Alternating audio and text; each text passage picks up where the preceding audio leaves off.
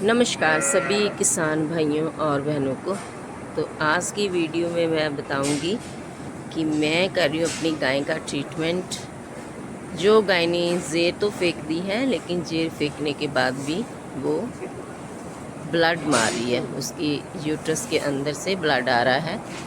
तो ऐसे ही अगर यूट्रस के अंदर से ब्लड आना शुरू हो जाए तो गाय जो है बहुत जल्दी अपनी एनर्जी भी डाउन कर लेती है, कैल्शियम भी लो हो जाता है और उसका ब्लड भी कम होना शुरू कर देता है, जिसकी वजह से हमारी गाय कमज़ोर हो जाती है और उसको उठने में फिर प्रॉब्लम होती है। तो वीकनेस उसको ज़्यादा आनी शुरू हो जाती है अगर हम जल्दी से जल्दी उसका ट्रीटमेंट नहीं करते हैं।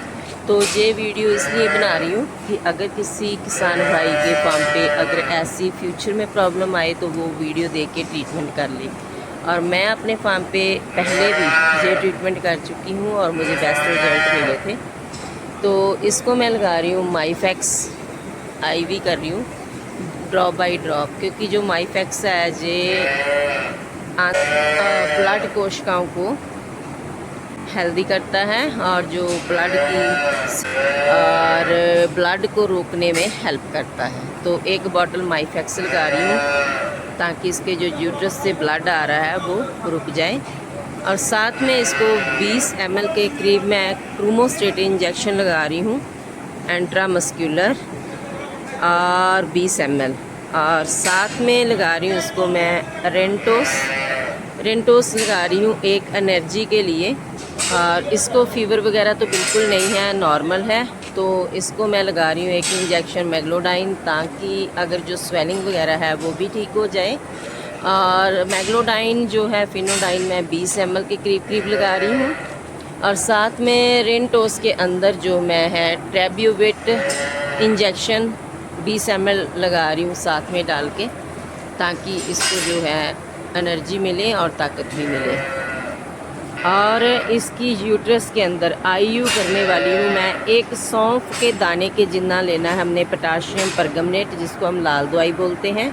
और जो बॉटल में NS की 100 ml NS की बॉटल ली है और वो मैंने फ्रीज़र में रखी हुई है, उसको पूरा ठंडा करके उसके अंदर थोड़ी सी पोटाशियम परगमनेट, जिसको मैं लाल दवाई बोलती हूँ, वो सौंफ के दाने जितनी डालकर IU कर देनी है, ताकि जो यूट्रस के अंदर से ब्लड आ रहा है वो रुक जाएगा। तो ये है एक ट्रीटमेंट। अगर जेर फेंकने के बाद भी गाय यूट्रस से ब्लड गिरा रही है तो उसका, तो इसका पहले भी मुझे अच्छा रिजल्ट मिला है। तो आज भी ये मैं ट्रीटमेंट कर रही हूँ और बता भी रही हूँ कि अगर बाई चांस ऐसी कंडीशन किसी फार्म पे हो जाए तो इसका जो ट्रीटमेंट है वो जल्दी से जल्दी कर दे, तो आपको जो पशु है एक तो उसका ब्लड रुक जाएगा, एक उसका कैल्शियम भी पूरा हो जाएगा, एनर्जी भी हो जाएगी उसकी पूरी, और साथ में जो पशु है हेल्दी हो जाएगा और अपनी प्रॉपर जो TMR है वो खानी शुरू कर देगा। तो ये आज आया है हमारे पास एक सुंदर सी बछड़ी मिल्की सेक्सी मन की।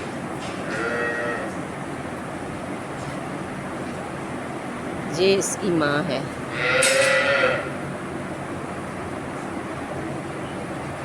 ये मेगा मैन की रोटी है खूब।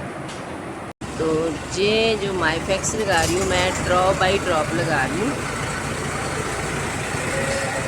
और माईफैक्स को कभी भी हमने तेज़ नहीं लगाना होता है, बूंद बाय बूंद ड्रॉप बाय ड्रॉप ही देना है।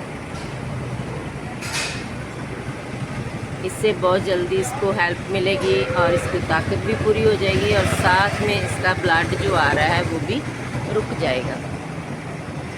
तो जो हमने इसके अंदर IU करनी है NS, वो पूरी ठंडी चिल कर लेनी है, बिल्कुल ठंडी कर लेनी है।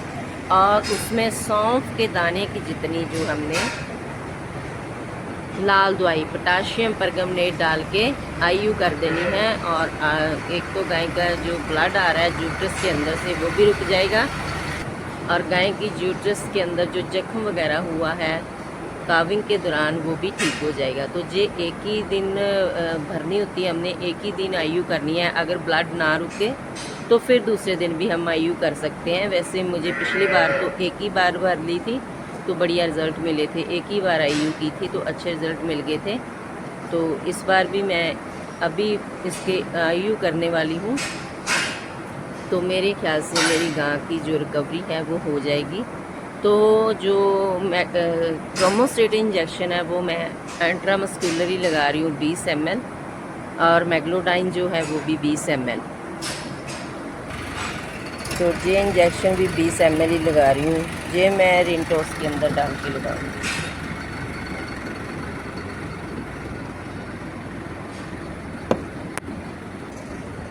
तो ये इंजेक्शन लगा रही हूँ मैग्लोमाइन फिनोडाइन 20 ml, दर्द और स्वेलिंग के लिए।